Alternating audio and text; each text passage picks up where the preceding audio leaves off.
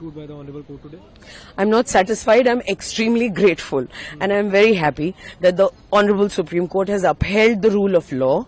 They have stayed the directions to take all the dogs and put them into pounds. All those directions have been stayed. Yet the Animal Birth Control Rules 2023 has been upheld. The focus of the petition has been extended to be pan-India. All high courts that are seized of similar matters have been called to the Honorable Supreme Court now.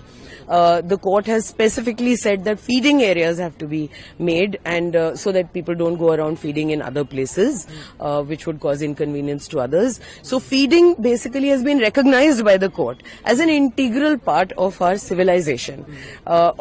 Giving food to the needy, giving food to animals has been upheld and recognized by the court. The rules have been upheld and recognized by the court, and for that we are extremely, extremely grateful to them. What about the dogs which have already been picked up? The court has not issued their direct release. It has said that they must be sterilized first and then released. That's Do you right. think those strays are safe until they are immunized and sterilized?